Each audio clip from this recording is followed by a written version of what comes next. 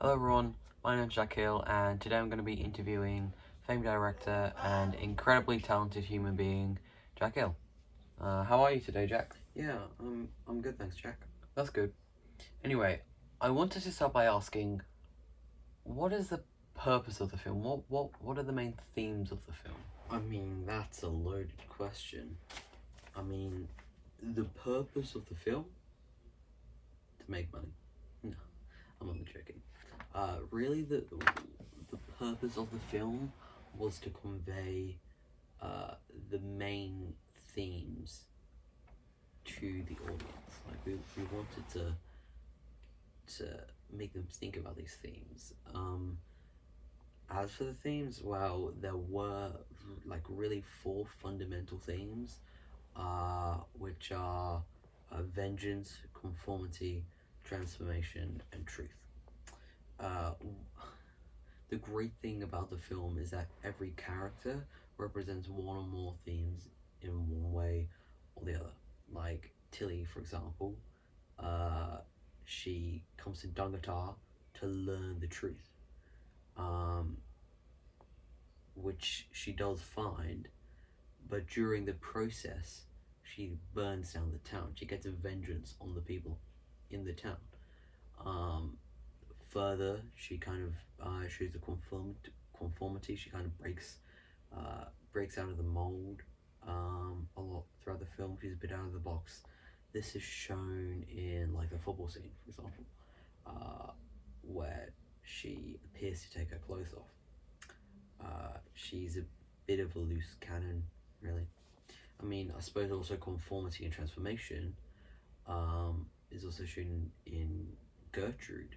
I mean, she starts the film off as a clot. She's grubby, she's ugly, she's kind of, no one would ever want to date her. But then, as the film progresses, she transforms into this like beautiful, bossy girl that everybody loves.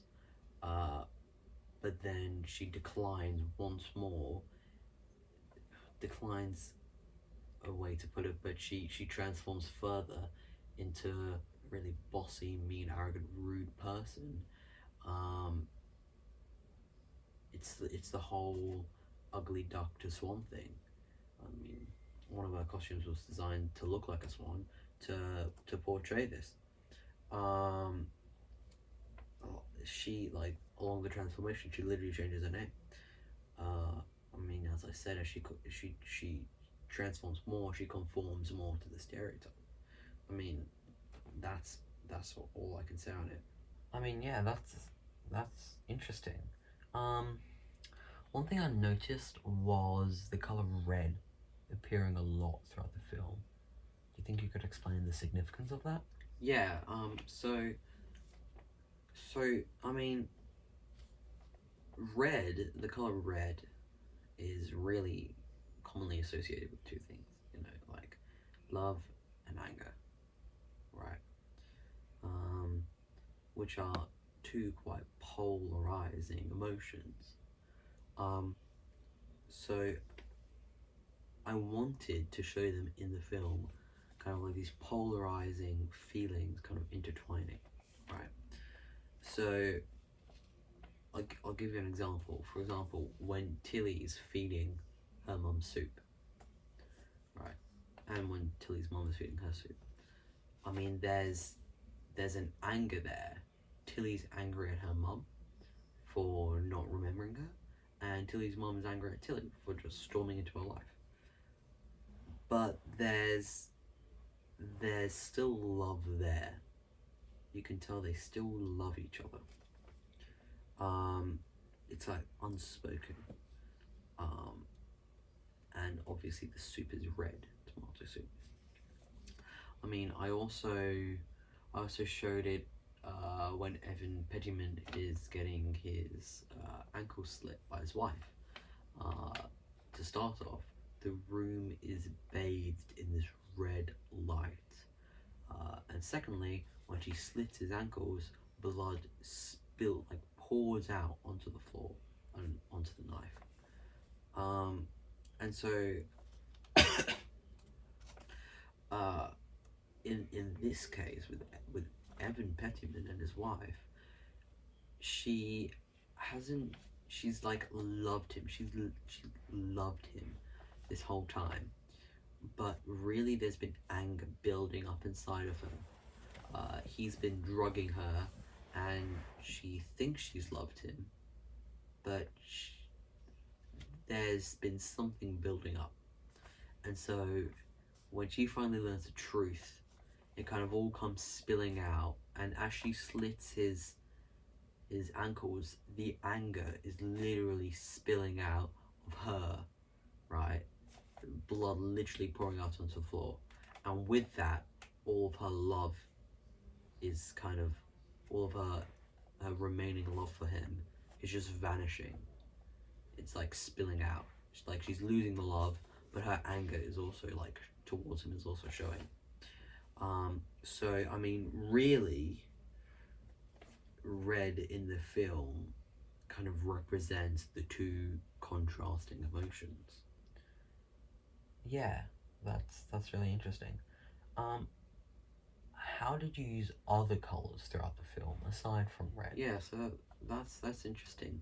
Um, Aside from using a lot of red, I think you might have noticed that during the flashback scenes, the color palette is significantly different to that of the rest of the film. I don't use that color palette at any point in the rest of the film aside from the flashbacks. I mean, and this was a deliberate choice on my part. One of the main themes of the film is truth. Tilly's trying to find the truth. She's kind of come to Dungatar and she's searching through her memories. She's trying to pull the pieces together. She's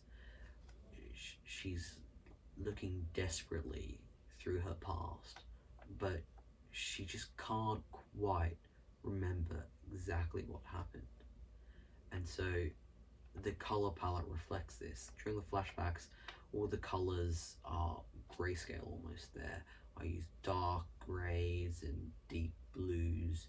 It looks like it's like murky. It resembles murky water, like the bottom of a lake. It's gothic almost, and this kind of represents her murky past. The darkness of the flashbacks show how dark and miserable her past was, but also how she's trying to look through it. She's trying to search through it, but she just can't quite find what she's looking for.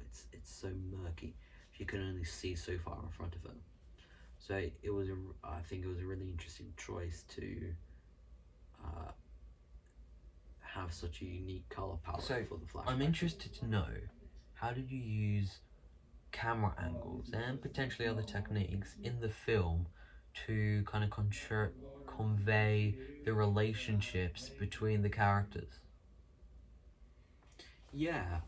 So, I mean, when making the film, I really wanted to use low angles and Dutch angles.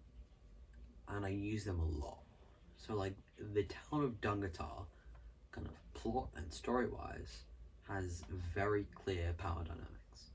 Evan Pettyman is on top. He knows all the secrets. Almanac knows everybody's secrets. He has all the medical records, and essentially the rest of the town is under their thumbs. And so I really wanted to convey this power dynamic and power dynamics between the other characters subtly through the use of camera angles and framing. So, for example, I'll give you an example when Sergeant Farrett is trying on Tilly's fabric. He's looking in the mirror outside. I think we can show it here. The camera is kind of angled downwards, like looking down on him. It makes him seem smaller. It makes him seem weak. It makes him seem vulnerable because he is. The town of Dungatar does not expect this of their men. The men have to conform to very stereotypical male stereotypes. They cannot be like a female whatsoever. And so, by using that angle, it shows him at his weakest, at his most vulnerable, when he is not conforming to the town, which also ties into the themes. I mean, I also show this during the flashbacks between Tilly and Beulah Harradine. Uh, Tilly is weak in these scenes, and Beulah has the power. And so I use low angles and high angles to make Beulah look larger and Tilly look smaller. But then I contrast this with, in the final confrontation between the two, Beulah is now not the one with the power. Tilly has the truth. She knows the truth. She has the power. And so I now make use of more mid shots and shots that make Tilly look larger or put them at eye level to really show how the power has shifted. I mean, throughout the film, I also use like framing. If you have one character in the foreground and one character in the background, the character in the foreground is going to look significantly larger relative to the character in the background, which then also kind of cleverly conveys the power dynamics, making the character in the background look weaker than the character in the foreground. It's all ways that I was subtly conveying power dynamics and relationships between characters subtly through camera angles and framing. Yeah, so a lot of empty space was also used throughout the film. Do you mind explaining kind of how you used it and what it represents? I'm really glad you asked this question because a big part of the film is loneliness. Every character in the film, in some way or another, is an outsider. Right? It really creates a juxtaposition between the desire of conformity that every resident has versus the loneliness that they feel. This inherent loneliness is represented with the empty space. That's essentially it. I'll give you an example. The final confrontation between Beulah Harradine and Tilly. You'll notice Beulah Harradine's desk is right in the middle of the classroom, all alone, surrounded by just nothing, this empty space. Nothing up next to it. It's not even up next to a wall or anything. And it just shows the loneliness that Beulah Harradine feels. She doesn't necessarily feel it, but it's there. Like, she's alone. I mean, a lot of the kids in the town have now grown up. There's no really anyone to teach. She's kind of fallen out of favor with Evan Pettyman. Like, a new prettier girl has come to town. And so yeah, she's just alone. I also, a great example is in the final act when Tilly is waiting for the train on at the platform, waiting for it to take her to Melbourne. She's standing there alone, right? And you can see in the shot, she's surrounded by empty, kind of like negative space. There are like leading lines that lead up onto the horizon, but the main feature is all the empty space around her, and it shows that she's once again in isolation. And she's in isolation, not like the rest of the world because of coronavirus, but she's in isolation because her story arc has ended, her character arc has ended. She found someone she loved, they died. Her mother's kind of at peace now. She's fixed her mother up. She burned the town down, and she's alone once again. It's kind of a bittersweet like tone and mood. She found out what she wanted to. She got revenge. She burnt the town down.